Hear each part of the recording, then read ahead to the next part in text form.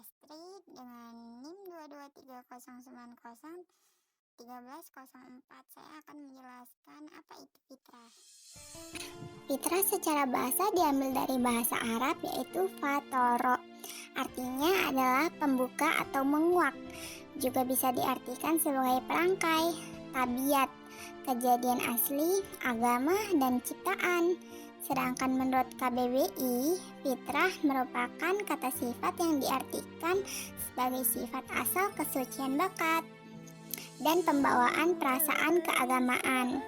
Kemudian, sedangkan makna fitrah itu sendiri merupakan asal kejadian, keadaan yang suci dan kembali ke asal.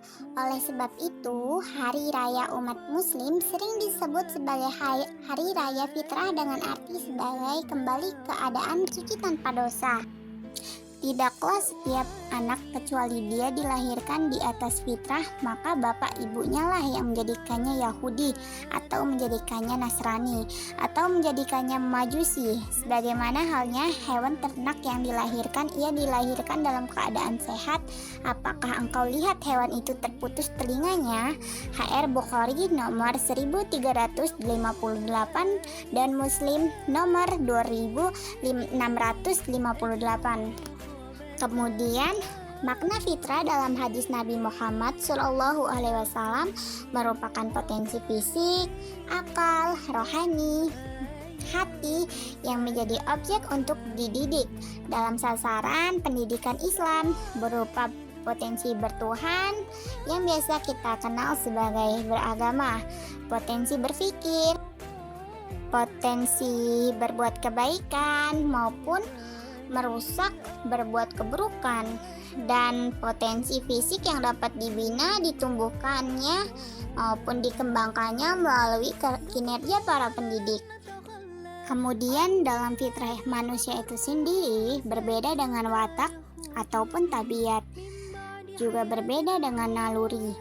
Watak atau tabiat adalah sifat dasar yang dimiliki setiap individu. Kemudian seperti kalimat watak, oksigen adalah mudah terbakar.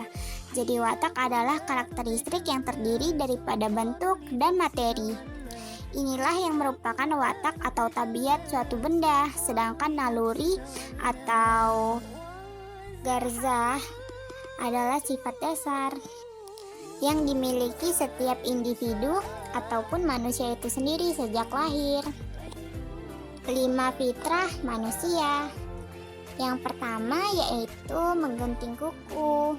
Kemudian menggunting kuku yang dianjurkan pada hari Senin, Kamis, dan Jumat. Kemudian bagian kedua yaitu mencukur bulu ketiak. Mencukur bulu ketiak juga termasuk dari fitrah yang gunanya untuk mengurangi bau badan. Kemudian mencabut bulu kemaluan atau mencukur bulu kemaluan yang bertujuan untuk mengurangi perkembangbiakannya bakteri. Bagian keempat yaitu kaitan. Kaitan ini juga berlaku untuk perempuan, bukan hanya laki-laki saja. Kemudian mencukur kumis. Mencukur kumis juga termasuk fitrah. Biasanya dianjurkan 1 minggu sekali bagi laki-laki. Kemudian fitrah manusia yang tidak berkembang dan tidak berfungsi. Yang pertama yaitu inat. Yang kedua kafir juhud. Yang ketiga kafir nikmat. Yang keempat kafirnya orang yang tahu kebenaran dan menolak adanya kebenaran tersebut. Yang kelima, orang yang buta akan agama. Sekian presentasi dari saya Sulastri. Saya pamit undur diri.